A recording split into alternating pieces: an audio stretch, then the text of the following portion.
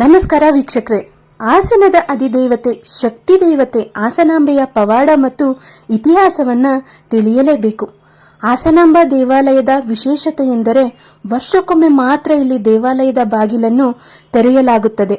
ವರ್ಷದ ಹಿಂದೆ ಹಚ್ಚಿದ ದೀಪ ಉರಿಯುತ್ತಲೇ ಇರುತ್ತದೆ. ಹಾಸನಾಂಬೆಗೆ ಇಟ್ಟ ಪ್ರಸಾದ ಹಾಳಾಗಿರುವುದಿಲ್ಲ, ಹೂಗಳು ಸಹ ಬಾಡಿರುವುದಿಲ್ಲ. ಇಂತಹ ಮಹಾ ಪವಾಡವನ್ನು ಹೊಂದಿರುವ ಹಾಸನಾಂಬ ದೇವಾಲಯದ ಇತಿಹಾಸವೆಂದರೆ, ಮಹಾಭಾರತದ ಅರ್ಜುನನ ಮೊಮ್ಮಗ ಜನಮೇಯ ಶಾಪಗ್ರಸ್ತನಾಗಿದ್ದ. ಆ ಕಾಲದಲ್ಲಿ ಇಲ್ಲಿ ನೆಲೆಸಿದ್ದ. ಆಗ ಈ ಸ್ಥಳಕ್ಕೆ ಸಿಂಹಾಸನಪುರಿ ಎಂಬ ಹೆಸರಿತ್ತು. ನಂತರ ಸಿಂಹಾಸನಪುರ ಆಡುಭಾಷೆಯಿಂದ ಹಾಸನ ಎಂದು ಮಾರ್ಪಾಡಾಗಿದೆ ಎಂಬ ನಂಬಿಕೆ ಇದೆ.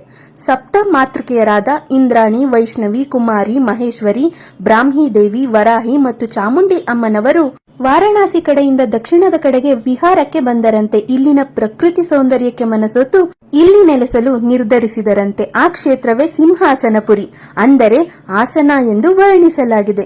ವೈಷ್ಣವಿ, ಕುಮಾರಿ, ಮಹೇಶ್ವರಿಯರು ಹಾಸನಾಂಬ ದೇವಾಲಯದಲ್ಲಿ ಹುತ್ತದ ರೂಪದಲ್ಲಿ ಹಾಗೂ ಬ್ರಾಹ್ಮಿ ದೇವಿಯು ಕೆಂಚಮ್ಮನ ಹೊಸಕೋಟೆಯಲ್ಲಿ ನೆಲೆಸಿದಳು ಎಂದು ಹೇಳಲಾಗುತ್ತದೆ.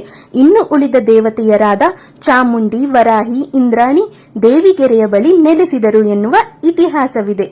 ಐತಿಹಾಸಿಕ ಕಥೆಯ ಪ್ರಕಾರ ಕೃಷ್ಣಪ್ಪ ನಾಯಕ ಎಂಬ ಪಾಳೆಗಾರ